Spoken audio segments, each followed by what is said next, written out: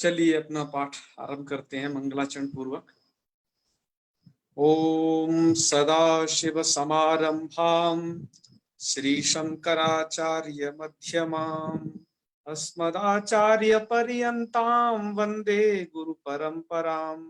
वाक्यकारं वररुचिं भाष्यकारं पतंजलिं पाणिनिं सूत्रकारं च प्रणतोऽस्मि मुनित्रयम्।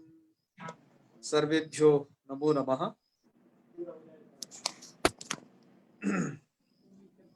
तो आप जो सभी लोग यहाँ उपस्थित हैं, आप सभी को वृद्धि संधि पढ़ाई जा रही है और इस वृद्धि संधि में कल हम पढ़ चुके थे अक्षादु हिन्याम उपसंख्यानम, इस वार्तिक को। मैं चाहता हूं आप एक बार से उस वार्तिक का द्वारा से स्क्रीनशॉट लें, क्योंकि आज उसे थोड़ा सुधार करके लिख दिया है। उसके बाद से आपको इस वाली स्लाइड को दिखाएंगे। तो कल वाली जो स्लाइड थी वो है ये, जहां इसमें कुछ त्रुटियां थी उन्हें ठीक कर दिया गया है। आप लोग अब इसका स्क्रीनशॉट ले लें और इसके बाद हम अगली स्लाइड में चलेंगे जिस पर अभी थे, जिससे कि कोई गलती न रह जाए। तो चलिए खैर अब चलते हैं जिस स्लाइड में अभी हम थे वहीं पर वापस से। जी तो अब कौन सी चलेगी? प्रादुर्भूत सही शेषु। जी जी बिल्कुल, ये वाली चलेगी। चलिए आइए इस वार्तिक को अब समझते हैं। ये भी वार्तिक मित्रों वृद्धि करती है। आप इस वृद्धि के प्रसंग में याद रखिएगा कि ये भी वार्तिक क्या करती है? वृद्धि करती है। वृद्धि होगी किसको? तो यह आप देखिएगा वार्तिक के आगे उस वार्तिक का विच्छेद लिखा हुआ है कि देखो यहाँ कितनी कितनी चीज मिल गई हैं। आप लोगों ने जिन्होंने संधि पढ़ी है अब उनको ये लाभ होगा, ठीक है ना? बालकृष्ण जी आज आप कहाँ पर हैं? थोड़ा सा दिखाई दीजिए, अपने दर्शन दीजिए। हाँ बहुत अच्छे। तो वार्तिक का क्या विच्छेद है, क्योंकि वार्तिक का विच्छेद करके ही आप उसका अर्थ समझ पाएंगे। तो देखो वार्तिक का छेद ऐसे करना है, प्रात ऊह ऊह ऊढ़ा ऊढ़ी एसह और एस शेषु। ये सब जब मिल गया तो इतना लंबा सा ये बन गया जिसे आप लोग पढ़ भी नहीं पा रहे होगे, कुछ लोग तो, है ना? तो आप लोगों को इसको अलग अलग करके पढ़ना है। प्रादु हो ढो ढे शई शेषु, इस प्रकार से पढ़ना है। अब मित्रों आपने चूंकि बहुत सारी अभी मुख्य मुख्य संधि पढ़ ली है, वही सब मुख्य संधियां यहाँ पर इस वार्तिक में हो रही है, ठीक है ना? तो अब आप देखिएगा यहाँ कौन कौन सी संधि है उनमें से। तो देखो इनको मिला दिया तब तो बन गया प्रादु, है ना? अच्छा अब यहाँ पर देखिए इनके बीच में क्या संधि होगी? ऊह और ऊढ़। यहाँ संधि क्या होगी? सवर्ण दीर्घ, सवर्ण दीर्घ नहीं नहीं नहीं, हाँ अच्छा। यहाँ पर इस बीच अच्छा अच्छा इधर ऊ है। जी जी आद गुणा, बिल्कुल यहाँ आद गुणा होगी, है ना? तो ये क्या बन जाएगा? हो। आपको हो दिखाई दे रहा है ना? ये हो जी जी। तो इसलिए अच्छा अब इसके बीच की संधि बताइए। ऊढ़ और ऊढ़ी के बीच की क्या होगी? गुण हुआ है फिर होगी। तो इसलिए बन गया ये ढो। मतलब आप उसे जब मिलाएंगे करके देखिएगा प्लीज प्रैक्टिकल, ठीक है? जिनको नहीं तुरंत समझ में आ रहा हो। अच्छा अब इतनी हो गई। अब बताइए इसके और इसके बीच में क्या संधि होगी? यण संधि। पंतोला जी बताया करिए। देखो अब संधियों की बात आ गई है। इतनी सारी संधि से इतने चिपक गई है वर्ण कि इसमें अलग अलग करना आपको दिक्कत पड़ रही होगी, पर आप संधि पढ़ चुके हो। अब आपकी जिम्मेदारी है कि आप उसे करना सीखें। जी तो तो यहाँ पर देखो ई है ना, इस वाली ई को, ढी की ई को क्या हो गया? आगे ए अच परे है इसलिए यण हो गया है। तो क्या बन गया? ढ्य। देखो यहाँ पर आपको यह जैसा दिखाई दे रहा होगा, ढ्य, ठीक है? अच्छा, फिर आगे बताओ, एस और एस से इसके बीच में कौन सी संधि है? यहाँ डैश लगा हुआ है। वृद्धिरेचि गुरु जी। हाँ, वृद्धिरेचि वाली संधि। तो आप समझ गए, है ना? जी। बस ऐसे ही सब चिपक गए हैं। खैर कोई बात नहीं, आप लोगों में से कुछ इसको जानते होंगे, कुछ नहीं समझते हैं, क्योंकि हमारे यहाँ पर कई प्रकार के अध्येता हैं इस ग्रुप में, तो सबके लिए लाभदायक होगा। चलो, अब वार्तिक अर्थ क्या करना है? देखो यहाँ पर प्रात है, प्रात का मतलब हो जाएगा प्रशब्दात, के प्रशब्द से, पंचमी है ना, प्रशब्द से क्या हो भैया? तो ये गिनते जाओ, ऊह, ऊढ़ा, ऊढ़ी, एसह और एस्य। कितने हो गए? 1 2 3 4 5। इत्येतेषु शब्देषु परेषु, ये यदि शब्द परे हो तो क्या हो जाता है? पूर्व परयो स्थाने वृद्धि एकादेश, पूर्व और पर के स्थान पर वृद्धि एकादेश कर देना है आपको, ठीक है ना? जी। तो चलिए, वृद्धि तो देखो, ये वृद्धि एकादेश क्यों हुआ? वार्तिक में तो ऐसा कुछ चर्चा नहीं है, पर ये वार्तिक चूंकि वृद्धि विधायक सूत्र में पढ़ा गया है, अतः ये वार्तिक भी वही काम करेगा जो सूत्र करता है। क्लियर हो गई होगी बात शायद आपको जी। इसलिए वृद्धि एकादेश होगा। जब वृद्धि एकादेश करना आपके लिए बहुत सरल है, आपको वृद्धिरेचि से पढ़ाते आ रहे हैं। अब इस वृद्धि एकादेश कैसे होता है, आप आइए के एक उदाहरण को लेते हैं। मित्रों, प्र प्लस ऊह, यहाँ पर पिछले में से कौन सा सूत्र प्राप्त था? मैं भूल रहा हूं, थोड़ा बताइएगा बालकृष्ण जी। गुण गुण हाँ, गुण प्राप्त था, बहुत अच्छे। प्र प्लस ऊह में गुण प्राप्त था, अवर्ण से अच। तो यहाँ पर अपना माइक बंद कर लिए, बंद करिए। तो प्र प्लस ऊह, यहाँ पर आपके वृद्धि कर दी, आ और ऊ दोनों के स्थान पर औ हो गई, तो क्या बन जाएगा? प्रऊह बन जाएगा। मिला के देख लेना है, अब आप ये प्रक्रिया जानते हो पूरी। अब दूसरा है ऊढ़ शब्द, है ना, इधर ऊढ़ शब्द।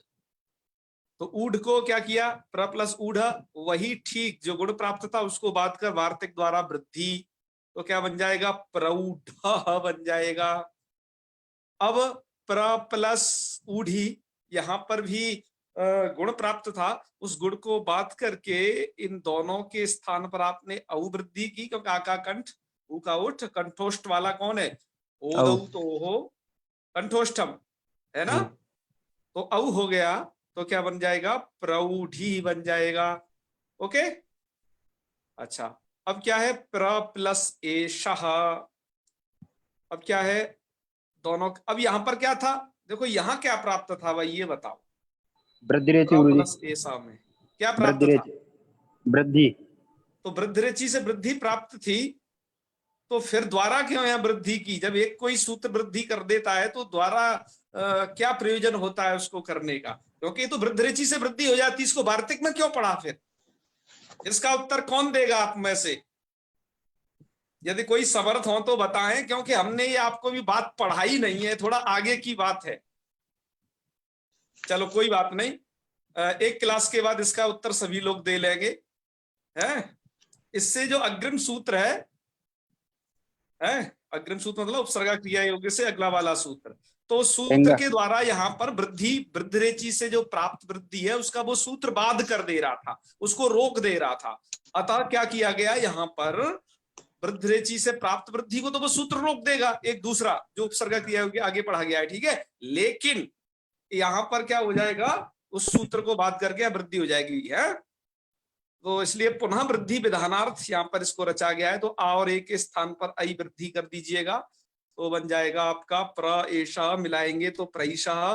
ठीक, यहाँ पर भी वही स्थिति थी, तो यहाँ पर अ प्लस ए, इन दोनों के स्थान पर हो जाएगी आई। यहाँ पर वृद्धि, वृद्धि को बांधने वाला सूत्र था, आगे आप पढ़ोगे, उस सूत्र के द्वारा वृद्धि का बाध हुआ था, वैसे वृद्धिरेचि से वृद्धि प्राप्त नहीं हो पा रही थी। अतः प्रादुहोढ्योढे सहिषेषु, इस वार्तिक में यह शब्द को पढ़ा गया कि यहाँ पर वृद्धि हो, तो क्या बन जाएगा? ये प्रईष्य।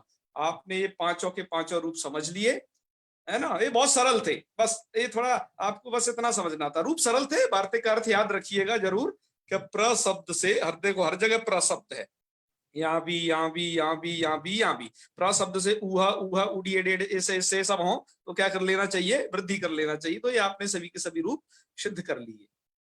तो अब अगली स्लाइड में चलते हैं। है, यहाँ कोई दिक्कत नहीं होगी मुझे लगता है, क्योंकि वृद्धि आप सब लोग जानते ही हैं। तो ये स्लाइड पूरी हुई, अब अगली में चलते हैं। आगे वाली स्लाइड में भी क्या है, वही वृद्धि का प्रसंग है, क्योंकि अगली जो वार्तिक है उस वार्तिक के द्वारा हम वहां पर वृद्धि पढ़ रहे हैं। तो वो वार्तिक है आपकी यही वाली है ना, ऋतेज तृतीया समास है। गुरु जी। हाँ जी बताइए। जी गुरु जी। अब्दुल्ला जी यही है ना? हेलो राजमणि जी, यही वार्तिक है ना? हाँ जी सर यही है। यही है सर। चलो बढ़िया है, आप थोड़ा ऐसे बताते रहा करिए। बहुत अच्छा। तृतीया समास है इसके बाद। हाँ, अरे वाह वाह वाह। चलो, ये ऋतेच तृतीया समास से भी वार्तिक है। मैंने आपसे कल भी कहा था वार्तिकों का अर्थ थोड़ा सा आपको याद कर लाइएगा तो थोड़ा अच्छा रहेगा मेरे लिए और आपके लिए भी, क्योंकि मुझे समझाना सरल हो जाएगा और आपको समझना सरल हो जाएगा। तो वार्तिक का अर्थ ये होता है, इस वार्तिक का अर्थ सुन लीजिएगा। इस वार्तिक में कोई पदच्छेद की जरूरत नहीं थी, इसलिए हमने यहाँ कोई पदच्छेद नहीं लिखा, क्योंकि कोई ज्यादा बहुत लंबाईमान इसमें ऐसा कुछ मिले जुले वाक्य नहीं थे, मिले जुले शब्द नहीं थे। वार्तिक का अर्थ होगा अवर्णात रित शब्दे परे, अवर्ण से रित शब्द परे हो। ध्यान दीजिएगा, एक साइड में अवर्ण और दूसरी साइड में रित शब्द परे, ये दो चीज। अवर्ण से रित शब्द परे हो तो क्या हो जाता है, वृद्धि एकादेश स्यात्, वृद्धि एकादेश कर देना चाहिए। कब? जब तृतीया का समास हो, वहां पर क्या हो, वहां पर तृतीया का समास। तो ये तृतीया का समास हम कैसे पढ़ेंगे, अभी तो समझेंगे, अभी तो हमने समास पढ़े ही नहीं है। तो इस तृतीया के समास को अभी शायद आप लोग कुछ ना समझ पाए, लेकिन उन्हें घबराने की जरूरत नहीं है। अभी हम उन्हें जहां बता दें कि जहां पर तृतीया समास है तो वो श्रद्धा भक्ति पूर्वक बस उसे मान लें कि हाँ ये तृतीया समास है, और हम आपको बताएंगे, शायद कोशिश करेंगे आपको बताने की। यदि आपकी समझ में नहीं आ पाए तृतीया समासे वाला ये वाक्य तो घबराने की जरूरत नहीं है, आप यथावत उसे याद कर लें जैसा मैं आपको बताया। तो चलिए, इसका उदाहरण प्रस्तुत है आपके सामने। ये आपका उदाहरण है सुखेन। देखो, ये उदाहरण तो सिर्फ इतना ही मात्र है, सुखार्तः। क्या उदाहरण है? मात्र सुखार्तः। और फिर ये क्या लिखा है, सुखेन ऋतः, ये कौन सी आगे शब्दावली जोड़ दी गई है? तो अब आपको ये समझना है मित्रों, ये जो सुखेन ऋतः बताया है, यही आपको बताया है तृतीया समास यहाँ कैसे है, इस बात को यहाँ पर बतलाया है। तो तृतीय समास का मतलब देखो, आप यहाँ सुखेन में तृतीया विभक्ति देख रहे हो। जिनको यदि राम शब्द के भी रूप याद है कि उसका रामेण बनता है, बालक का बालकेन बनता है, सुख शब्द का सुखेन बनेगा, तृतीया विभक्ति है ये। समझ गए ना? ये तृतीया विभक्ति का रूप। तो अब सुखेन ऋतः से आपको बताया है कि जी इस सुखार्तः में तृतीया समास है, इतना बताने के लिए सुखेन ऋतः कहा गया है। प्रयोग आपको कौन सा बनाना है? प्रयोग बनाना है आपको सुखार्तः। ठीक है, तो चलिए कैसे बनता है, बहुत सरल है, बहुत सरल। जितना आपने समझा भी नहीं होगा इतना ज्यादा सरल। चलिए देखिए, सुख प्लस ऋतः। अब ध्यान दीजिए, हमने क्या अर्थ में कहा है, आपको व्याकरण की एक परंपरा का याद रखना होगा। आप ऐसा नहीं, आपको सूत्र पद्धति से इसे थोड़ा तैयार अवश्य करना चाहिए। जो आपको वार्तिक बताया जाए, जो आपको सूत्र बताया जाए, उन वार्तिक और सूत्रों को प्रयोग में कैसे घटाना है, उनको यहाँ पर कैसे बताना है, ये प्रक्रिया आपको आनी चाहिए। इसी प्रक्रिया का नाम व्याकरण है। इसी तरीके से आप व्याकरण सीख सकते हैं। इस प्रक्रिया को सदैव याद रखिए। सूत्र का अर्थ यदि याद किया है अथवा याद करने वाले हो तो उसको प्रयोग में घटा घटा करके देखिए। ऐसा करने से आप व्याकरण निस्संदेह सीख जाओगे और इसी का नाम व्याकरण। ठीक है ना?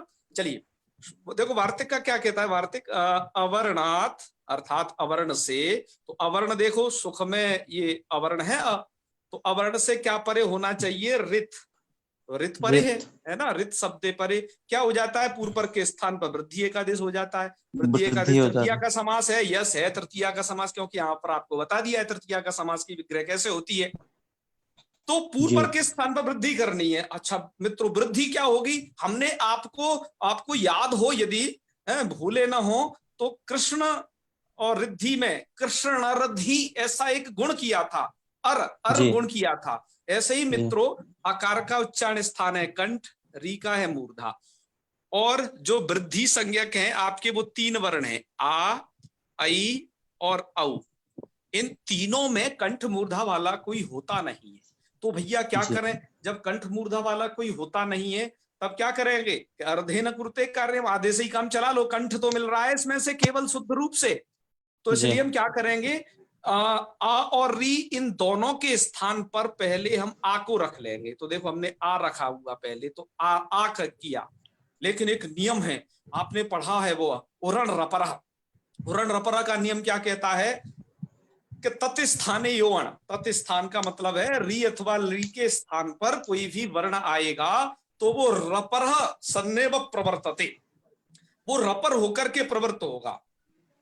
तो रपर होकर के वो प्रवृत्त होगा। इसलिए क्या हुआ मित्रों, यहां पर ये र जो आया है उरण रपर के कृपा प्रसाद से आया है। तो कहने का मतलब क्या होगा, अ और री के स्थान पर जब वृद्धि होगी तो आर हो जाएगी, क्योंकि री के स्थान पर कुछ भी बैठता है वो र को बाद में लेके आता है। ठीक है, यह एक सिद्धांत है, आप समझ लीजिए उरण रपरा द्वारा।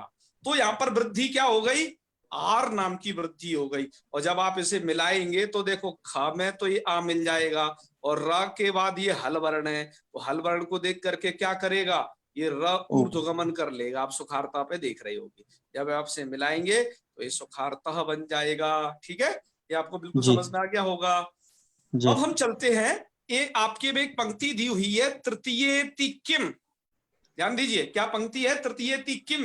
किम वाला एक दूसरा फिर प्रश्न आ गया। सबसे पहले किम आपने पढ़ा था में ही कि एजाद्यो किम, एक प्रश्न वहां पढ़ा था। और आप देखिए कृपया भूलना नहीं पिछली वाली बातों को भी। मेरे आप सबसे अनुरोध है, व्याकरण पढ़ने के लिए क्या करना है, आप सुबह जो भी संध्या वंदन पूजा अर्चन कुछ भी भगवान का स्मरण करते हो, साथ में ही आपको क्या करना है, लघु सिद्धांत कौमुदी को बगल में रख लेना है और उसका भी एक बार हनुमान चालीसा की तरह पाठ कर देना है, जहां तक पढ़ा चुके हैं होते हैं प्रतिदिन। उससे क्या होगा मित्रों, आप भूलेंगे नहीं उसको, विषय को आपकी पुनरावृत्ति होती रहेगी। और सबसे बड़ी बात जो मैं आपको पहले दिन भी कहा था और बार बार आपसे कहता रहा हूं, वो ये कि आप जो पढ़ रहे हो ना, आप जो सीख रहे हो, प्लीज किसी को सिखा दो। इससे ही आपका ये बहुत स्थिर रहने वाला है। और दुनिया में मैं नहीं समझता, और कोई जाने क्या क्या विविध उपाय होंगे, बहुत प्रकार के अभ्यास होंगे, लेकिन सबसे बड़ी चीज जो आप सीख रहे हो किसी दूसरे को सिखा दो। आप ये नहीं समझना कि मैं आपको कुछ, मैं उसको कुछ कृपा करके दे रहा हूं, नहीं, आप ये समझिएगा मुझ पर बड़ी कृपा हो रही है, कोई मेरे से सीख रहा है तो। ठीक है ना, आपको ये भाव अपने अंदर लाना है, सिखाइए प्लीज, सिखाने से आप ज्यादा सीखेंगे। तो आपसे इन बातों का याद रखना है, और पढ़ने का क्या तरीका होता है इत्यादि हम बीच बीच में बताते रहते हैं। चलिए अगले अगले प्रश्न की तरफ। हमारा प्रश्न है तृतीयेति किम। ये क्यों कहते हो कि तृतीयेति किम का मतलब ये होता है कि ऋतेच तृतीया समासे इति वार्तिके तृतीयेति अर्थात तृतीया समासे इति पदम उक्तम तत्पदम किमर्थम, अर्थात तृतीया समास में ही ये अवर्ण से ऋत परे रहते वृद्धि एकादेश होता है, ऐसा क्यों कहा गया, मतलब इससे तृतीया समास से इसको हटा, ये कहने का मतलब तृतीय समास हटा देंगे तो वार्तिक का क्या अर्थ होगा, तो वार्तिक का अर्थ यह होगा मित्रों कि अवर्ण से ऋत परे हो तो वहां पर भी वृद्धि एकादेश हो जाता है, तृतीय समास की जरूरत नहीं है। तो परम प्लस ऋत, जहां पर यहाँ तृतीय समास नहीं है मित्रों, परम ऋत में क्या नहीं है, तृतीय समास।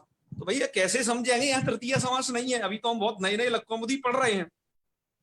तो मित्रों वो आपको कैसे समझना है, आप समझिएगा, यहां पर जैसे सुखेन ऋतः विग्रह करते हैं, आपके पास लघु सिद्धांत कौमुदी गीता फ्रेश वाली हो तो उसके नीचे परमर्थ पर एक टिप्पणी दी है, वहां पर एक ऐसा विग्रह लिखा है, परमश्चासौ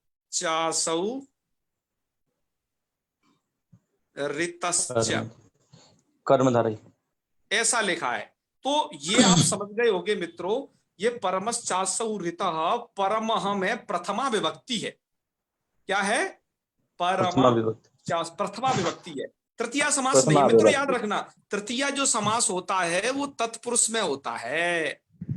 तत्पुरुष का मतलब कर्मधारय से भिन्न जो तत्पुरुष हैं, जैसे द्वितीया के समास, तृतीया चतुर्थी पंचमी के जो समास हैं वो तत्पुरुष में। हम आपको समास प्रकरण पर स्पेशली बताएंगे तरीके से, बस यहाँ पर आपको थोड़ा सा यह आ गया है विषय तो उसके सामान्य ज्ञान के लिए बता दे रहे हैं। तो परमश्चासुरितः मित्रों, ये परमर्तः में क्या नहीं है, तृतीया समास नहीं है, बल्कि यहाँ तो कर्मधारय समास है। तृतीया समास का मतलब तृतीया तत्पुरुष समास, उसका पूरा आपको कहना हो तो यहाँ तो परमश्चासुरितः में कर्मधारय समास है। इसलिए क्या होगा मित्रों कि यदि आप तृतीया समास से यदि वार्तिक में नहीं रखोगे तो अब वार्तिक हर प्रकार के समास में लगेगा, यहाँ पे भी लगेगा, यहाँ पे भी लगेगा परमृता में, लेकिन लगना नहीं है, इसे लगाना नहीं है, नहीं तो यहाँ पर भी वृद्धि होकर के गलत रूप बन जाएगा, परमार्थ रूप बन जाएगा। परमर्थ बनेगा ना?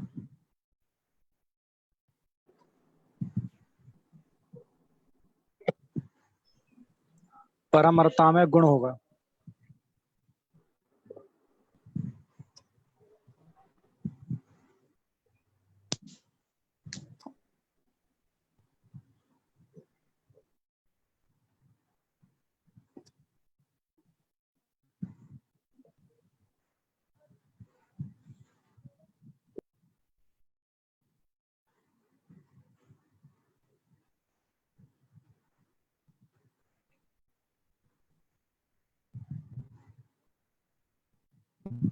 कहाँ गए आचार्य जी? व्यवधानम आगच्छति। राजमणि कहीं लेफ्ट तो नहीं हो गए हैं आचार्य जी? अबे पंतोला जी, जुड़ जाएंगे। कैसा है? ठीक हो पर बता। बस यार बढ़िया। अरे सुमित भी बोल रहा है कहीं सुन। सुमित हाँ जी कहा? सुमित तो दिखाई नहीं देता। सुमित का क्यों नाम लिख के आता है? हाँ अदृश्य रह के मैं काम करता हूँ। और दूसरा हम लोग को लगता है ज्यादा पढ़ लिया है। हाँ तस्य लोपः से लोप हो गया है। नाग पंचमी के दिन आया था ये। हाँ। साल में एक बार। साल में एक ही बार आता है नाग पंचमी को। केवल पंतोला के लिए। भाई साहब शायद डिस्कनेक्ट हो गए, जुड़ जाएंगे कोई नहीं। आप भाई साहब को आप कॉल कर लीजिए ना। रुक जाओ, उनको स्वयं पता है, इतने लोग हैं वहाँ। तकनीकी है, कभी कभी हो जाता है। वैसे मित्र पंतोला जी, हाँ कैसे हैं आप? हे भगवान।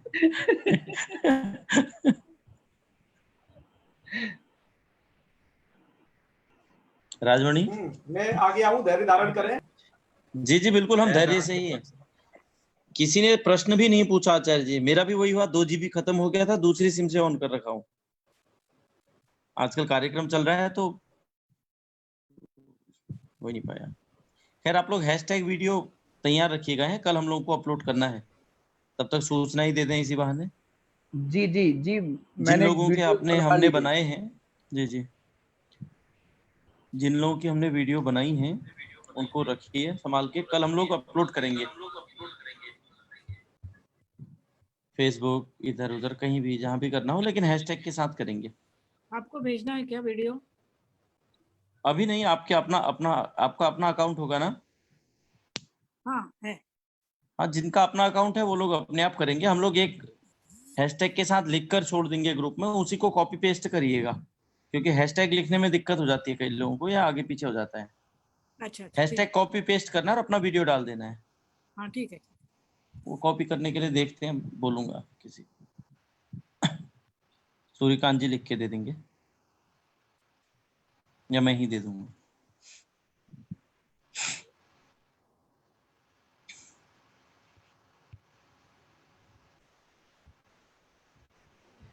पंतोला जी, तब तक कोई संस्कृत गीत ही सुना दीजिए।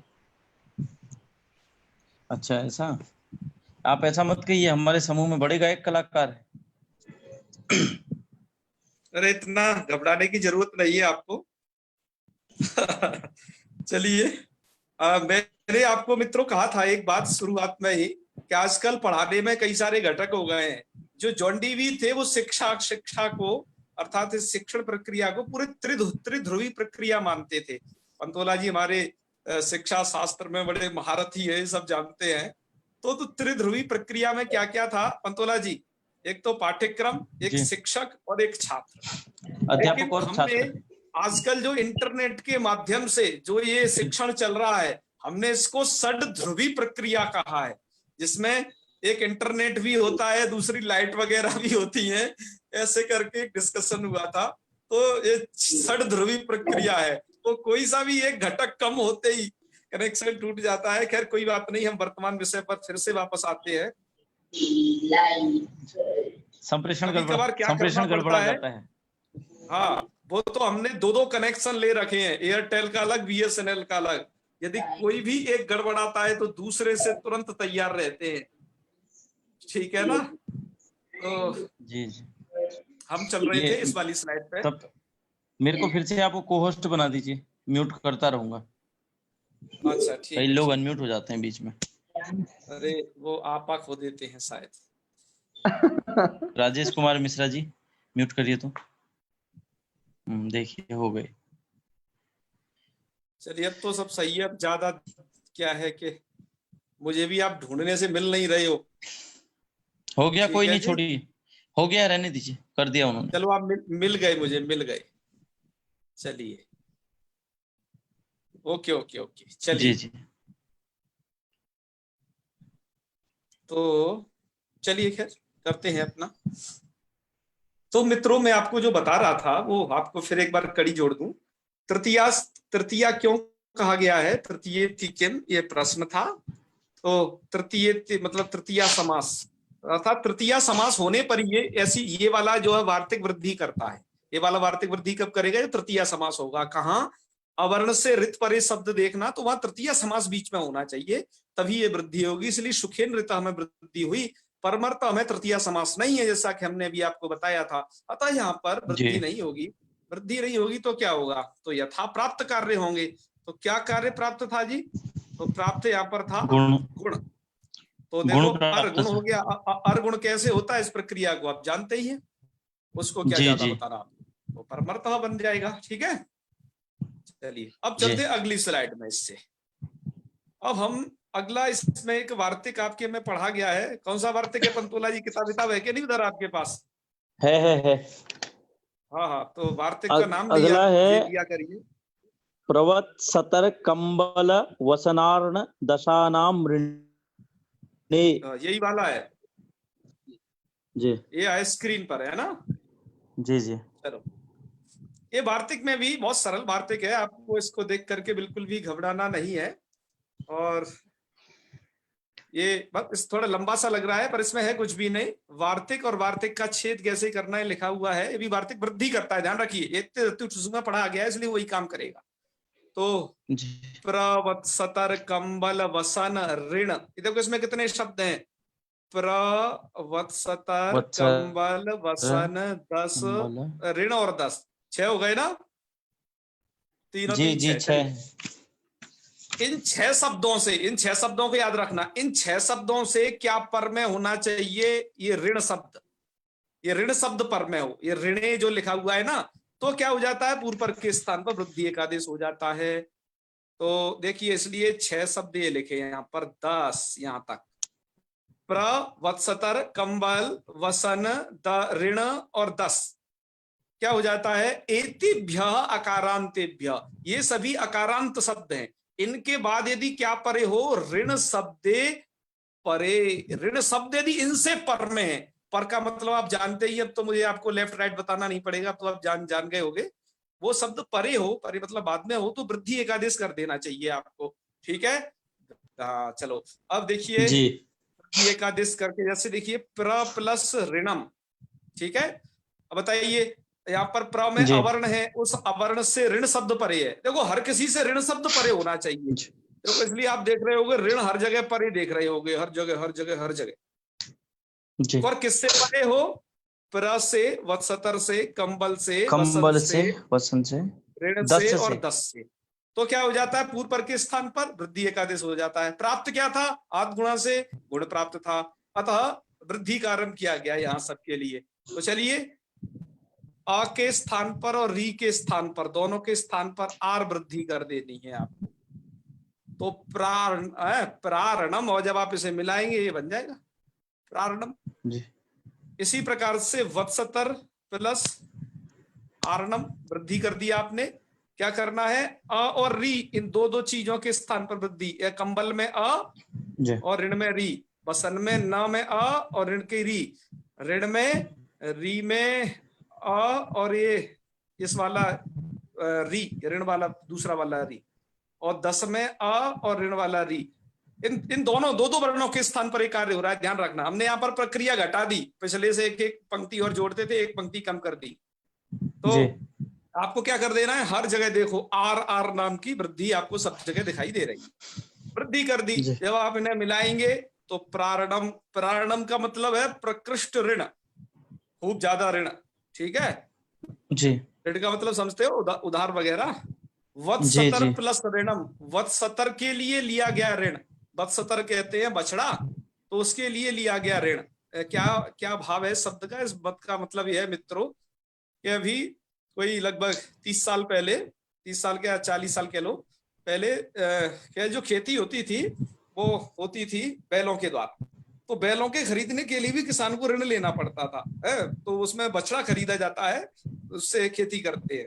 तो इसलिए वो क्या बन जाएगा, वत्सतरार्णम। फिर तीसरा क्या है, कंबल प्लस ऋणम, तो कंबलार्णम, कंबलार्णम, कंबल के लिए लिया गया ऋण। कंबलार्णम। हाँ हाँ, पहले कंबल का बहुत महत्व हुआ करता था। कंबलवंतम न बाधते शीतम, जिसके पास कंबल होता था उसे ठंडी नहीं लगती थी, है? तो कंबल के लिए भी ऋण लिए जी जाते थे, बड़ी बड़ी कठिनाइयों से गुजरा है अपना देश। वसंत प्लस ऋणम, कपड़े खरीदने के लिए लिया गया ऋण, वसनार्णम, वृद्धि हो गई है, ठीक है। वसंत। ऐसे ही ऋण प्लस ऋणम, ऋण के लिए लिया गया ऋण, ऋण के लिए लिया गया ऋण का मतलब उधार के लिए लिया गया उधार। ऋण को चुकाने के लिए भी ऋण ले लिया जाता है। ये कितनी बड़ी जी कलाकारी होती है लोगों में। इसको मित्रों कहते हैं टोपी घुमाना, इसकी टोपी उसके सर, उसकी टोपी उसके सर। तो ये है ऋणार्णम, ऋण को भी चुकाने के लिए ऋण लिया। चलिए, तो ऋणार्णम है ही हमारे यहाँ तो 4 वाक लोग ऋणम कृत्वा घृतम पिबेत वाले थे। ऋण कियो, ऋण करो और खूब घी पिए के आराम से रहो, जिंदगी में क्या करना, ये भी एक विचारधारा थी। और अंतिम है ये दसारणम, कहीं कहीं पर दसारणा पाठ है, दसारणा नाम देश, ये देश का नाम है, ठीक है। यहाँ कोई 10 ऋण ऐसा अर्थ नहीं है, ये दसारणा इस प्रकार का है पाठ। तो चलिए, खैर मित्रों, आज का ये पाठ यहीं पर होता है। जितेंद्र जी, आपके क्या प्रश्न है, संघ का समाधान थोड़ा बताइए। नमस्कार गुरुजी। नमस्कार जी। गुरुजी, यहाँ पे जितने भी हमने सिद्धियां की अभी तक, इसमें तो वृद्धि रेचि से भी हम कार्य कर सकते थे अच परे रहने पर, तो ये सारे जो वार्तिक बनाए इनकी क्या आवश्यकता थी? वो वार्तिकों की बताइए ना भी आवश्यकता, बीच में आगे जो सूत्र आ रहा है ना उपसर्गा क्रिया योग के, उधर जो है कहीं पर पूर्व रूप प्राप्त है, कहीं पर पर रूप प्राप्त है। उन पूर्व पर रूप को बांधने के लिए पुनः वृद्धि का आरंभ किया गया है। जी है, उन सूत्रों के द्वारा प्राप्त थी, वो इसलिए आरंभ किया गया, मैंने आपको बताया। चलिए, समझ गए हो गया ना? जी जी। और किसी का भी प्रश्न तो नहीं है? हाँ, आज का पाठ बहुत सरल था। और मित्रों, आज ये यहाँ पर पूरी ये इत्युत्सु के अंदर आने वाले सभी वार्तिक पूरे होते हैं। वृद्धि संधि पर अभी खत्म नहीं हुई। ये वृद्धि संधि के हमने 2 हिस्से पढ़ लिए, एक तो वृद्धरेचि के द्वारा सामान्य विधान, और इत्युत्सु, और इनमें पढ़े गए वार्तिकों द्वारा वृद्धि का विशेष विधान पढ़ा। अभी और भी विधान वृद्धि के कुछ बाकी हैं, वो हम उपसर्गा क्रिया योगे से आगे के अगले 2 सूत्रों में और पढ़ेंगे। तो आज पर ये यहाँ तक का प्रकरण पूरा हो गया। आज तक की सूचना यह है कि मित्रों, कल रक्षाबंधन है, कल श्रावणी है, और संस्कृत दिवस है कल। तो इसके उपलक्ष्य में हम लोग कल का अवकाश रखेंगे, और परसों प्रतिपदा है ही, तो प्रतिपदा का भी अवकाश रहेगा। इस प्रकार कुल मिलाकर के 2 दिन का यह अवकाश घोषित किया जाता है। अगले दिन फिर मिलेंगे, तब तक के लिए आप आचार्य जी अपना अभ्यास कर लेना। कहिए जी, कहिए पंतोला जी। वो बता दीजिए, वो जो डिबेट है ना, परिसंवाद कार्यक्रम, हाँ हाँ बिल्कुल, जो आक्षेप लगते रहते हैं संस्कृत पर कि ये ब्राह्मणों की भाषा है या उन लोगों की नहीं है, कुछ ही वर्ग के लोग इसे पढ़ सकते हैं, तो ऐसे कई सारे जो विवाद हैं समाज में, तो उन पर हमने 4-5 लोगों को बुलाया है वाद विवाद होगा, वैसे वाद होगा, विवाद तो नहीं होगा वो, विवाद भी परिसंवाद होगा होगा उसमें, निश्चित होगा। जी, उसमें मित्रों, हमारे विवाद भी उसमें होगा चार वक्ता हैं। डॉक्टर ब्रजभूषण जी। ओझा जी हैं, और मंसूरे जी हैं, प्रदीप मंसूरे जी, है ना, और एक जो है, कौन है, साहमीना, क्या नाम है ऐसा कुछ, शाहमीन खान, साहमीन खान जी है, ऐसे करके एक और है। चार वो लोग डिबेट करता है वहां पर। तो इसका कार्यक्रम का आयोजन कल होगा। समय उसका है क्या, 5 बजे रखा है नहीं, ना? इसका कल नहीं है, 4:30 5 को है, 5 को। अच्छा, वो 5 को है, कल नहीं है ना? हाँ, हाँ, तो कल तो उसका जो हम लोग, हैशटैग वाला कार्यक्रम है अपना, ठीक है। कल, हाँ, तो वो अब जो भी चीजें आए तो उनको थोड़ा सा आप लोग सोशल मीडिया में डाल दिया कीजिए, ऐसा निवेदन है। इस डिबेट को सुने, उसमें बहुत सारा है, ऐसा ही नहीं कि हाँ को बुलाया है कि उनकी क्या स्थिति है, संस्कृत के प्रति क्या धारणा है, नहीं कि संस्कृत वालों को ही बुलाओ और उनसे महिमा मंडन करवाओ। अलग अलग प्रकार के लोगों का भी हमें सुनना चाहिए, तो हमने उन सबको वहां पर रखा हुआ है, हर एक प्रकार के उन लोगों को। वह सबकी परिकल्पना की है हमारे पूज्य गुरुदेव, हमारे मार्गदर्शक डॉक्टर नीलाभ तिवारी गुरु जी ने। तो वैखरी जी कुछ बोल रही हैं? आप उसे अवश्य सुनेंगे, आप उस कार्यक्रम को, बड़ा अच्छा लगेगा आपको, कुछ नई नई चीजें प्राप्त होंगी। हाँ जी, वैखरी जी क्या कहना है, बताइए। प्रणमामि। कल रात को आपने बताया था कि जो प्रोग्राम चल रहा था संस्कृत शिक्षा की ओर, पुष्पा जी दीक्षित वहां पे आई थी कल के कार्यक्रम में।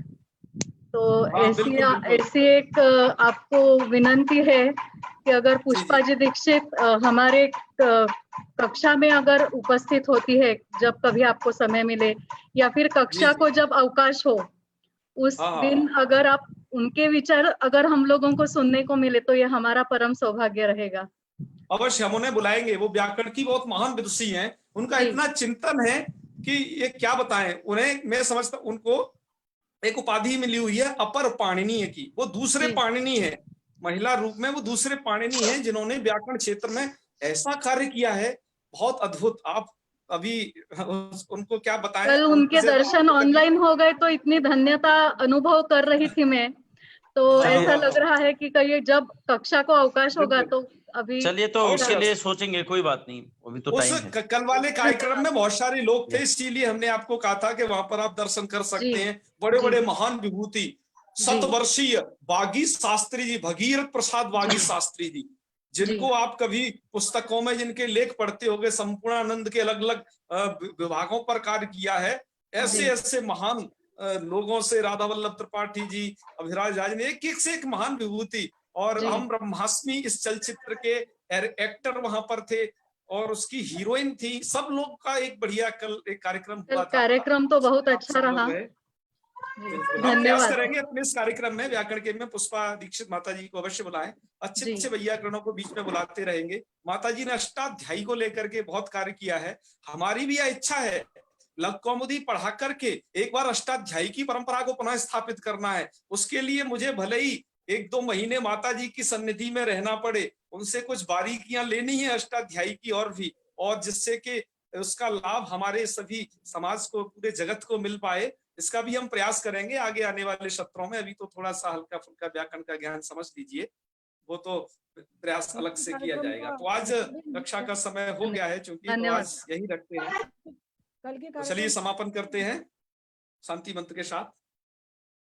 ओम सर्वे भवन्तु सुखिनः, सर्वे सन्तु निरामयाः, सर्वे भद्राणि पश्यन्तु, मा कश्चित् दुःखभाग् भवेत्। ओम शांति शांति शांति। सर्वेभ्यो नमो नमः। शुभ रात्रि।